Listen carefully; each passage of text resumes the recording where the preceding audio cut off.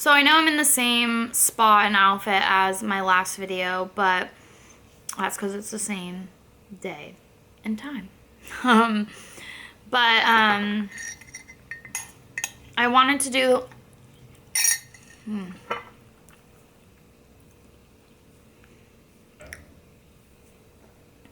I wanted to make a video talking about my experiences and hopefully be able to help somebody else who either is about to put themselves in this situation or did already, or is kind of feeling similar to how I felt before I broke up with someone. So I wrote something out because I knew that this video would just be a mess. So I'm just going to read it to you and then I'll talk about it after. I'm guessing you guys can already guess what it's about. So here goes. I have it just written on my phone. I emailed it to myself. I wrote it out last night. So here goes. I wish that breaking up didn't have to create a war between two people. I wish sometimes someone who loved and cared for you could still want to see you happy if you decided that the current relationship just wasn't for you. I listened to a podcast about a month ago that talked about the challenges that we face when we break up with somebody. Something most people don't talk about because we focus more on those being broken up with rather than those who are doing the breaking up. And it makes sense because you'd think that the person getting broken up with is having a harder time, but that isn't always the case. Sometimes doing the breaking up is just as hard and painful, and sometimes even more. Okay. Now, because we don't talk about this side of a breakup, it's hard to find support. It's hard to know how to deal with it and how to move forward after. Everyone knows how to deal with their emotions after they've been broken up with, because there are tons of resources on how you should feel and what you should do to help yourself move forward. People have sympathy for you. There's so many movies. There's so many movies about this process. And what I mean by that, I didn't elaborate in this, but there's so many movies showing you, how to go through a breakup when you've been broken up with. You're going to be sad. You're going to hang out with your friends and eat ice cream. And then you're going to go out and then you're going to meet somebody and you're going to be okay. That's the process. Anyways. When you're on the other side of being the break-upper, you aren't sure how to cope with your feelings or how to do it the least painful way for both sides. And that's kind of what I've been dealing with. As you guys are probably aware by now, I broke up with Sana. And it was the hardest breakup I've ever been a part of, on either side. I didn't do things the right way, and I regret how I went about it. I tried my best to draw things out, thinking that this would help us give time for both of us to move on. And I didn't realize that I just made things worse and ended up really hurting her in the end. And that's why I'm making this video, to share what I did wrong in hopes that someone else will take my advice and do things different if they're ever in this situation. I also want to help those that are on this side of doing the breaking up and having a hard time trying to move on without hurting themselves or others in the process. We don't talk about this enough, and I think if I would have watched this movie, I'm literally having, okay, I'm gonna calm down. Okay. We don't talk about it enough, and I think if I would have watched a video like this before making the decisions that I made, that maybe I would have done things differently and possibly prevented a lot of the pain that I caused to Sana and myself. Okay. So I'll start from the beginning. I broke up with Sana a little over a year ago after feeling like I needed space to grow. I felt stuck, almost trapped. None of this feeling had anything to do with Sana because she was a great person. My dad had passed away a few months prior to me breaking up with Sana, and it took a toll on my feelings towards life in general.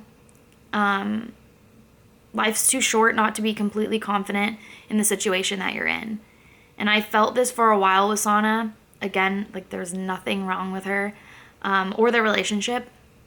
It was just me and my feelings, and I felt that things weren't right for me. I went back and forth about this in my head because she is and was such a great partner and a best friend. And I thought, if everything is so perfect, then why do I feel like things aren't right in this relationship? And that's why after about a month, I went back to sauna after breaking up with her and asked if we could work things out again. And that was my first mistake. I shouldn't have gone back if I wasn't certain about my decision. We spent another couple months together, and again, I felt uncertain being with her. I thought, is this really what I want forever? We did have some, big disagreements, and it started to make me feel like I couldn't be myself, and that's what broke us. I felt like I was hiding parts of me from someone that I felt like I was supposed to tell all my deepest and darkest secrets with. And again, it wasn't because she was bad or because she did anything. It was just our disagreements made me feel like I couldn't share things with her. Where was I? I hid parts of who I was and parts of my life that created who I am today. And that was my second mistake, hiding things from her.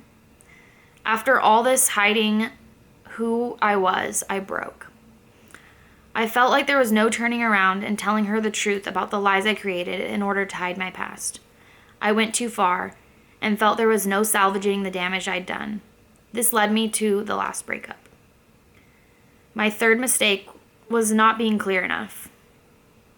I thought I'd been clear on the second breakup in the beginning, but because I left communication open, I drew out the breakup for a few months.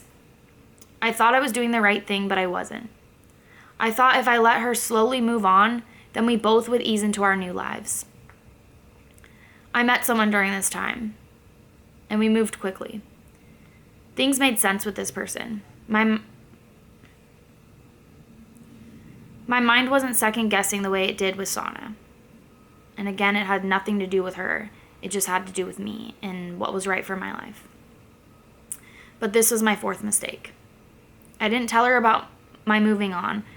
I thought we would be able to build a friendship before I told her. I thought it would be easier on her if I gave her enough time to move on herself before I told her about my life. Drawing out the situation and not cutting off communication right away in order to give space to the both of us is where I really fucked up.